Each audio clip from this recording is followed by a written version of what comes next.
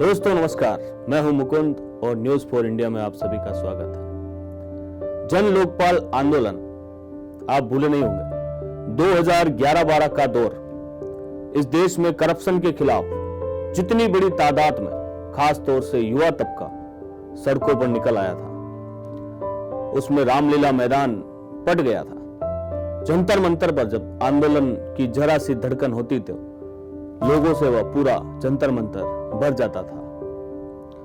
वही India gate के सामने का मैदान हो और यहां तक कि तिहाड़ जेल में जब अरविंद केजरीवाल को बंद किया गया तो उस तिहाड़ जेल के बाहर जितनी बड़ी तादाद में युवाओं की भीड़ थी, लोगों की भीड़ थी और हर जुबा पर करप्शन को लेकर जो नारे उसके विरोध में उस दौर में लग रहे थे, यह माना जा रहा था इस देश में एक राजनीतिक परिवर्तन की हवा तो बह निकली है। आज 2024 का दौर है। वही अरविंद केजरीवाल उसी आंदोलन से, इसी तरीके से खुले आसमान तले आंदोलन के लिए मौसम मायने नहीं रखता। वह बरसात हो, गर्मी हो, सर्दी हो, आंदोलन जिस तेजी के साथ दिल्ली से निकला उसने समूचे देश के भीतर आंदोलन की शक्ल में इस देश में उठने वाले करप्शन के मुद्दों को उभार दिया। फिर जो हुआ वह सबके सामने है। 2014 में कांग्रेस की सत्ता चली गई। उसी दौर में 2013 में अरविंद केजरीवाल राजनीतिक पार्टी बनाकर दिल्ली के सत्ता पर काबिज हो गए। तब का दौर और अब का दौर, उस दौर में कहा गया आंदोलन को सफल बनाने के लिए संघ का बहुत बड़ा हाथ था, आरएसएस का बहुत बड़ा हाथ था, बीजेपी के कार्यकर्ताओं का भी बड़ा हाथ था, क्योंकि वह करप्शन को लेकर उस आंदोलन में पीछे खड़े हो गए थे। और जितनी बड़ी तादाद में आंदोलन का विस्तार लग रहा था, 2014 के बाद जब दिल्ली में सत्ता परिवर्तन हो गया तो एक झटके में ही वही स्वयंसेवक और बीजेपी के कार्यकर्ता प्रधानमंत्री नरेंद्र मोदी की राजनीति के पीछे आकर खड़े हो गए।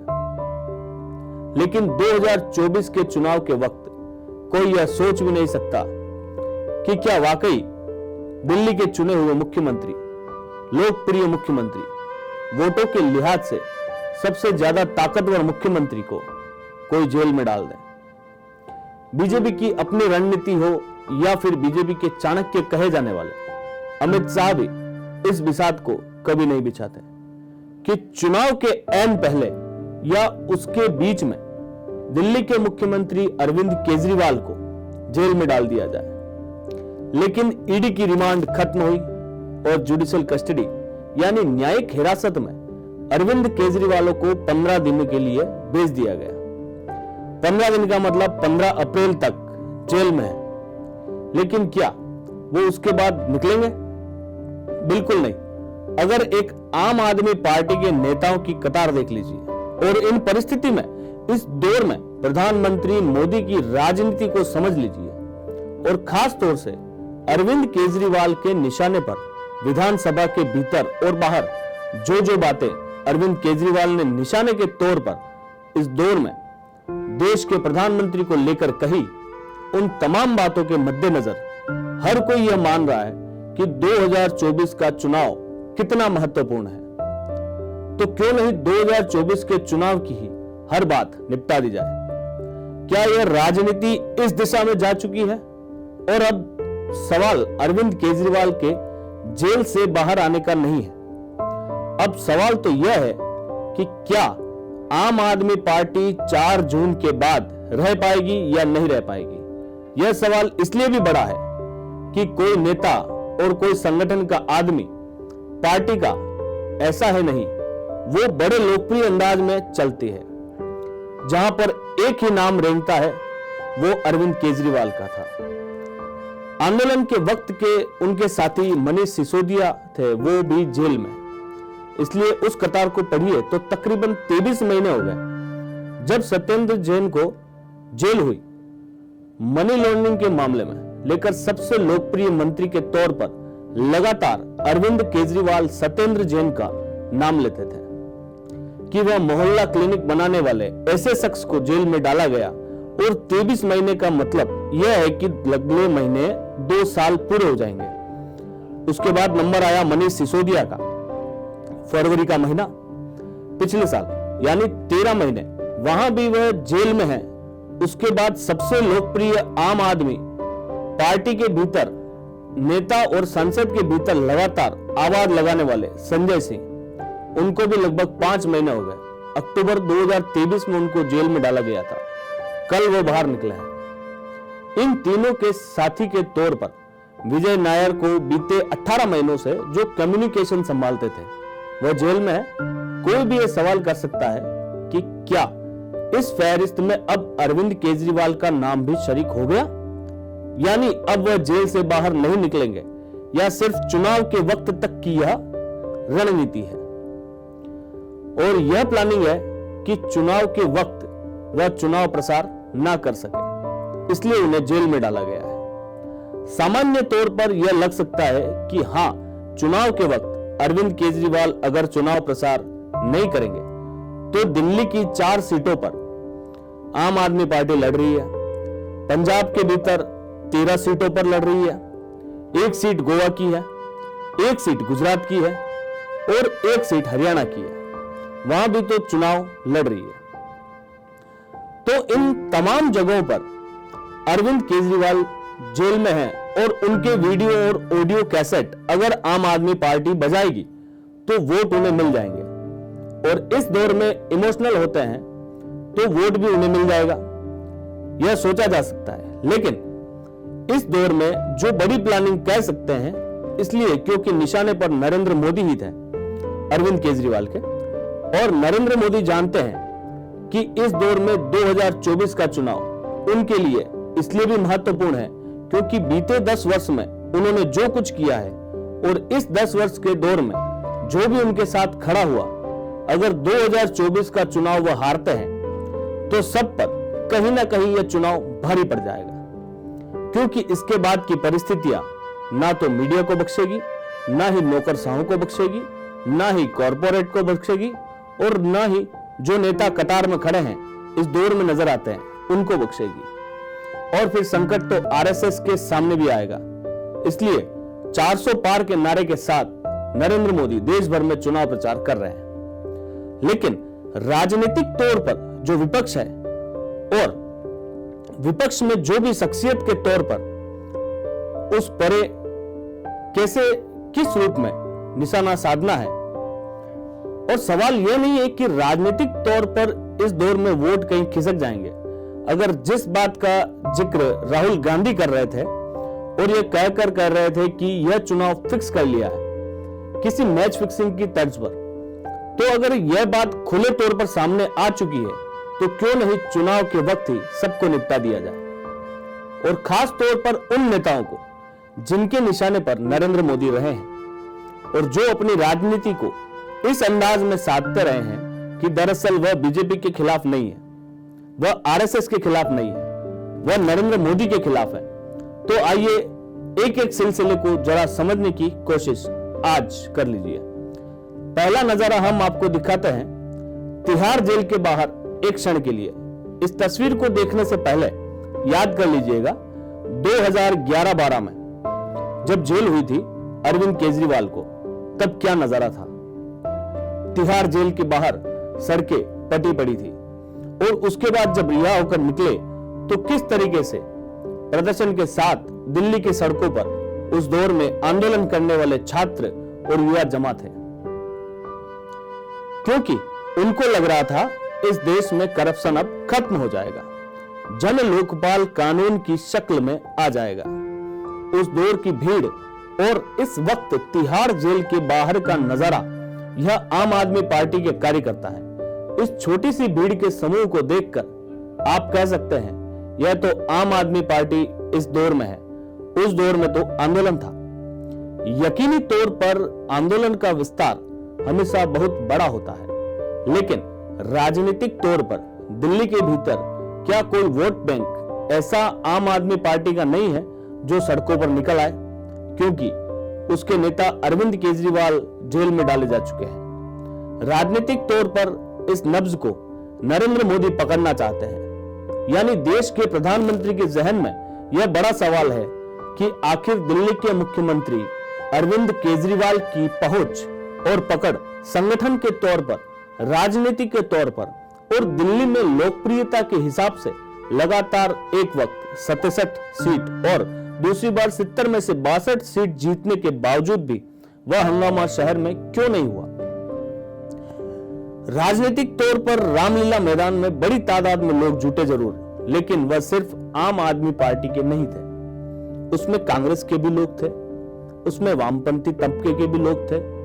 अलग अलग जगहों से और पंजाब से बड़ी तादाद में लोग दिल्ली आए थे। तो क्या दिल्ली के भीतर आम आदमी पार्टी के संगठन का मिजाज सिर्फ और सिर्फ नेताओं के चेहरे के आसरे चल रहा है? और चेहरे के आसरे को अगर तोड़ दिया जाए तो आम आदमी पार्टी कहीं नहीं रहेगी। शायद इस प्लान को बनाने के लिए एक ताकत चाहिए।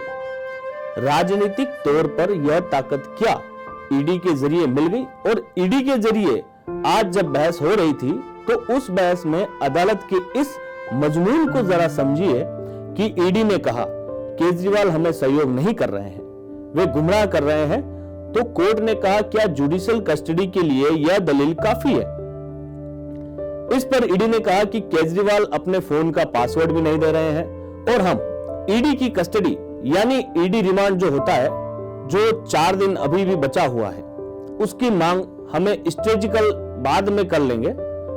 अभी हम चाहते हैं और वह हमारा अधिकार भी है, लेकिन हम अभी यह चाहते हैं कि उनको न्यायिक हिरासत में भेजा जाए। और अदालत ने बिना देर किए 15 दिन की न्यायिक हिरासत में उनको भेज दिया। लेकिन उससे पहले ईडी ने एक बात और रखी। उन्होंने कहा कि पूछताछ के दौरान जब विजय नायर का सवाल आया तो उन्होंने कहा कि वह हमसे कोई सीधे रूप से ताल्लुक नहीं रखते थे।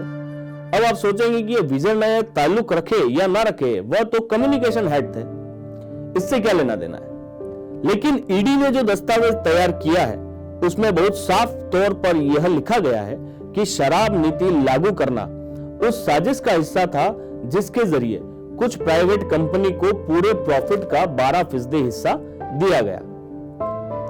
इस व्यवस्था का जिक्र ग्रुप ऑफ मिनिस्टर्स की मीटिंग में नहीं किया गया। इस पूरी साजिश को विजय नायर और कुछ और लोगों ने साउथ ग्रुप के साथ मिलकर अंजाम दिया। और यह सवाल था कि उस ग्रुप के साथ अरविंद केजरीवाल और मनीष सिसोदिया विजय नायर के साथ संपर्क में थे।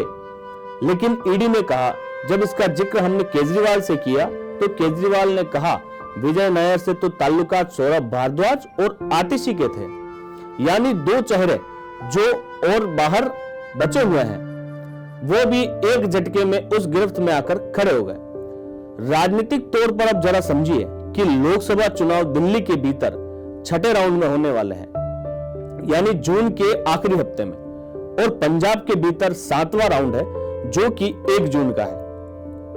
इस दौर में दिल्ली के चुनाव अगले वर्ष फरवरी में होने वाले हैं, यानी लोकसभा चुनाव के बाद कितना वक्त बचेगा दिल्ली के विधानसभा चुनाव को लेकर। और इस पूरी प्रक्रिया के भीतर दिल्ली में एक क्राइसिस की होगी कि मुख्यमंत्री कौन है। और अगर मुख्यमंत्री यहां पर सुनीता केजरीवाल, जिसको लगातार इस बात का जिक्र हो रहा है कि वही सामने आ रही है, तो अगला सवाल यह भी होगा कि आखिर विधायकों को संभालेगा कौन। और जब कोई संगठन किसी रूप में काम नहीं कर रहा, यह तो करप्शन के खिलाफ जो एक ऑर्गेनाइजेशन खड़ा किया गया था 2010-11 में, वही धीरे धीरे शक्ल लेकर आम आदमी पार्टी में तब्दील हो गया। तो यह स्थिति नहीं है जिसमें बार बार जिक्र यह हो रहा है कि अगर लालू यादव जेल चले गए तो वहां राबड़ी देवी बन गई थी। इसी तरीके से केजरीवाल जेल चले गए तो उसके बाद सुनीता केजरीवाल बन जाएगी मुख्यमंत्री। सवाल पार्टी के स्ट्रक्चर का है, उसके ऑर्गेनाइजेशन का है, उस वोट बैंक का। और दिल्ली के भीतर कोई वोट बैंक ना तो बिहार की राजनीति की तर्ज पर है और ना ही देश के किसी दूसरे राज्य की तर्ज पर। तो सवाल पार्टी को तोड़ने का है, सवाल विधायकों को तोड़ने का है, और उसे तोड़ने में कितना वक्त लगेगा, यह सवाल आज इसीलिए बड़ा है क्योंकि आज ही विधानसभा के भीतर आम आदमी पार्टी के एक विधायक खड़े हो गए और उन्होंने कहा कि कल रात उनके पास बीजेपी के लोग आए, उन्होंने क्या ऑफर किया, इस टेलीफोन नंबर का इस्तेमाल किया उन्होंने सारी बातों का जिक्र विधानसभा के भीतर कर दिया। यानी ऑपरेशन लोटस इस दौर में पैरेलल में चल रहा है और इससे इनकार कोई नहीं करेगा, क्योंकि अगर आम आदमी पार्टी के विधायक ऋतुराज झा झूठ नहीं बोल रहे तो क्योंकि विधानसभा में आपका अधिकार होता है और उनको बाहर मान्यता मिलती नहीं है और उसको कोई चैलेंज कर नहीं सकता। लेकिन अगला सवाल कोई भी पूछ सकता है कि इसको जिक्र बाहर खुले तौर पर प्रेस कॉन्फ्रेंस में क्यों नहीं किया। लेकिन फिर भी विधानसभा के भीतर जो आज कहा गया उसे सुनिए। तो आम आदमी पार्टी को तोड़ा जाएगा, इसका जिक्र उनके विधायक कर रहे हैं। यहां पर सवाल यह नहीं है कि आम आदमी पार्टी के विधायक क्या शिवसेना की तर्ज पर या एनसीपी की तर्ज पर टूट जाएंगे। क्या वाकई दिल्ली के भीतर आम आदमी पार्टी की जीत बीजेपी के लिए सबसे बड़ा रोड़ा है और फरवरी 2025 में हर हालत में बीजेपी दिल्ली में चुनाव के वक्त काबिज होना चाहती है। उससे पहले उसकी तमाम सियासत दिल्ली के भीतर आम आदमी पार्टी को खत्म करने की है। एक बात तो तय है कि 4 जून को अगर परिणाम बीजेपी के अनुकूल 400 पार नहीं तो भी अगर वह हैट्रिक लगा देती है तो 4 जून के बाद राजनीति इस देश की दूसरे राजनीतिक दलों के लिए भी बदल जाएगी। यह तो एक सवाल तब कोई नहीं करेगा कि क्या वाकई इंडिया गठबंधन है, कोई दूसरी पॉलिटिकल पार्टी आम आदमी पार्टी या केजरीवाल के साथ खड़ी है। यह पहला सवाल है। दूसरा सवाल इससे बड़ा है। राजनीतिक तौर पर नरेंद्र मोदी उस राजनीति को इस दौर में साथ लाना चाहते हैं जहां पर वह इस देश के हर राज्य में काबिज हो सके और 2029 आते आते इस देश के हर राज्य के चुनाव जब लोकसभा के साथ हो तो फिर परिणाम उनके अनुकूल कैसे किस रूप में होगा। अब यह बताने की जरूरत नहीं होगी, क्योंकि प्लानिंग का हिस्सा अगर आप परखिए तो लोकसभा चुनाव के तुरंत बाद 3 राज्यों के चुनाव होने हैं। और ध्यान दीजिए, उसमें सिर्फ हरियाणा ही एक ऐसा राज्य है जहां पर बीजेपी चुनकर आई, लेकिन अपने बूते नहीं आई। उनको दुष्यंत चौटाला की उस वक्त जरूरत थी। आज की तारीख में दुष्यंत चौटाला को अलग किया जा सकता है, स्ट्रेटेजिकल कहिए या राजनीतिक और चुनावी जरूरत के मुताबिक कहिए। दुष्यंत चौटाला अब हरियाणा में साथ नहीं है। उसके बाद 2024-25 में यानी अक्टूबर-नवंबर में चुनाव महाराष्ट्र में होने वाले हैं। महाराष्ट्र में अपने बूते बीजेपी सत्ता में कभी नहीं आ सकती, यह वह जानती है। इसलिए आज नहीं बल्कि 3 दशक पहले शिवसेना के साथ वह खड़ी हुई और मिलकर वह सरकार पहली बार 1995 में बनी थी। लेकिन अब बीजेपी को लगता है अपने बूते कैसे बना सकते हैं सरकार, तो इसलिए एनसीपी टूटी, शिवसेना टूटी और तीसरा राज्य है झारखंड। यानी 2024 के लोकसभा चुनाव के बाद जहां हरियाणा, महाराष्ट्र और झारखंड के सबसे लोकप्रिय नेता के तौर पर झारखंड मुक्ति मोर्चा के हेमंत सरन जेल में है, उनकी अपनी भाभी पार्टी छोड़कर बीजेपी में आ चुकी है। आज नहीं कल अगर उनको चेहरा बना दिया जाए तो झारखंड मुक्ति मोर्चा 2 फाड़ हो जाएगा। राजनीतिक तौर पर यह नजर आ रहा है और वहां पर भी विधानसभा चुनाव में जीत चाहिए, क्योंकि झारखंड का मतलब इस देश की सबसे बड़े मिनरल्स और वहां पर जो माइनिंग है उस पर कब्जा करने की परिस्थिति बहुत साफ तौर पर होगी। इससे पहले रह चुकी है बीजेपी। लेकिन इस दौर में जब इंफ्रास्ट्रक्चर पर जोर है, कॉरपोरेट पर जोर है, कैपिटलिज्म पर जोर है, पैसा खूब चाहिए, इस बात का खुले तौर पर जोर है। प्राइवेटाइजेशन और मोनेटाइजेशन दोनों परिस्थिति सरकार की गवर्नमेंट पॉलिसी के तहत है। तो ऐसे में झारखंड हर हाल में चाहिए।